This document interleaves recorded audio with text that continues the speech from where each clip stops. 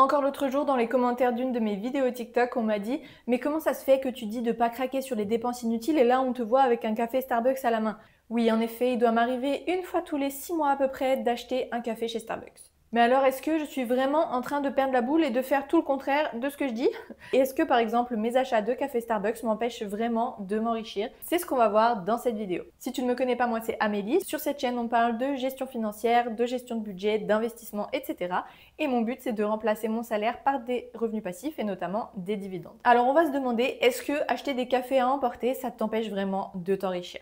Alors globalement, ça peut quand même peser beaucoup dans ton budget, puisque par exemple, si tu prends un café à emporter tous les jours, ce qui est, je pense, le cas pour pas mal de personnes, même si t'es pas forcément obligé d'en acheter tous les jours non plus, hein, mais on va dire que même si tu en achètes tous les jours, donc uniquement quand tu travailles, donc on va dire 5 fois par semaine, 4 semaines par mois. Si on prend en compte qu'un café à emporter, par exemple, ça nous coûte environ 6 euros, on arrive à un total dépensé en café à emporter de 120 euros par mois. Alors on est d'accord, moi personnellement, je trouve que c'est un petit peu beaucoup, 120 euros pour des cafés à emporter. Après, ce n'est que mon avis, mais moi perso, je trouve pas ça hyper intéressant et hyper important comme poste de dépense. Alors oui, pour le coup, je trouve ça inutile de dépenser 120 euros dans du café à emporter. Du coup, ma petite parenthèse, si c'est un Starbucks une fois tous les 6 mois, c'est pas inutile en fait. J'avais juste envie. C'est une fois tous les 6 mois et ça pèse pas énormément sur mon budget puisque c'est que une fois 6 euros. Donc voilà, là pour le coup, tout est une question de dosage. C'est pas parce qu'une fois j'achète du Starbucks que je plombe mon budget avec ça tous les mois. Mais on va y revenir un petit peu plus tard dans la vidéo. Donc, c'est 120 euros par mois. Si plutôt que de les dépenser dans du café à emporter, tu les investissais en bourse par exemple. Et bien sûr, 20 ans avec un taux d'intérêt à 6%, ce qui est complètement faisable en général, tu aurais donc 53 000 euros. Donc oui, en effet, cette petite habitude de café à emporter tous les jours, eh bien ça t'empêche de t'enrichir parce qu'on ne va pas cracher sur 50 000 euros, franchement. Mais encore une fois, ce n'est pas si simple. Et il n'y a pas de situation où c'est tout noir ou tout blanc. Il y a toujours des petits contrastes dans la vie et des zones de gris. Donc on va décortiquer tout ça. Moi, ce que je prône au quotidien, c'est clairement de faire moins d'achats inutiles pour avoir plus d'argent à épargner et surtout à investir. Et si tu veux tous les détails de ma méthode complète pour bien gérer ton argent, tu la retrouves dans mon livre que tu peux retrouver en format papier sur Amazon et en format digital sur mon propre site. Tu peux retrouver tous les liens dans la description de la vidéo et donc je te détaille toute ma méthode complète qui te permet de mieux gérer ton argent pour pouvoir épargner et investir chaque mois. Et donc, ce que je dis là-dedans, c'est moins de dépenses inutiles. Mais au final, c'est quoi une dépense inutile? En fait, pour moi, une dépense inutile, c'est quelque chose qui ne te fait pas forcément plaisir, dont tu n'as pas forcément besoin et qui n'est pas planifié et intégré dans ton budget.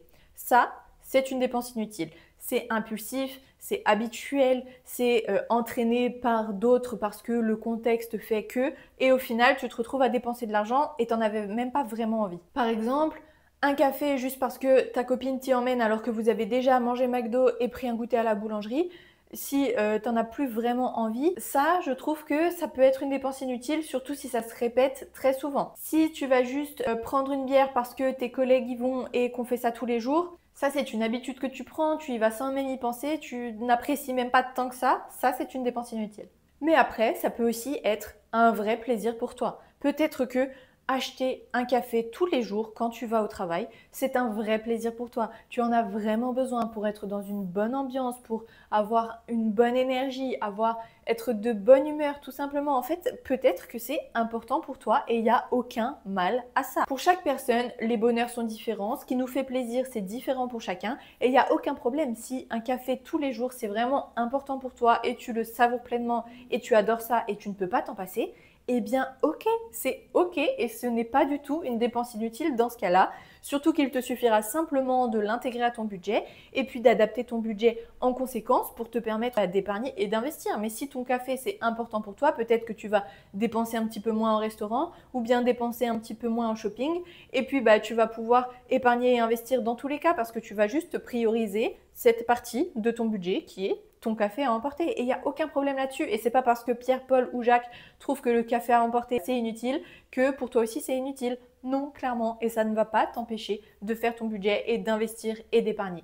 Par contre, si tu as très peu de revenus et que ça t'empêche vraiment d'épargner et d'investir parce que à part tes dépenses obligatoires, il y a juste le café et il n'y a plus la place pour rien d'autre et donc tu n'arrives pas à épargner et à investir, là oui, je trouve que c'est inutile. En tout cas, pendant un temps, il va falloir que tu stoppes ou que tu diminues fortement pour pouvoir quand même épargner et investir tous les mois, parce que ça, c'est vraiment important pour moi dans une bonne gestion financière. Et bah oui, si ça t'empêche d'investir, ça t'empêche de devenir riche, forcément. Mais au final, ce qu'il faut retenir, c'est que bien gérer son argent et s'enrichir, c'est avant tout une question d'organisation. Si tu fais bien ton budget, s'il est bien construit et si tu arrives à tout mettre dedans, eh bien, il n'y a aucun problème. Tu peux arriver à tout faire et à dépenser dans ce qui te fait plaisir et à investir quand même. Les achats inutiles, ce ne sera pas les mêmes pour tout le monde parce qu'on a tous des goûts différents, des envies différentes et même des objectifs différents.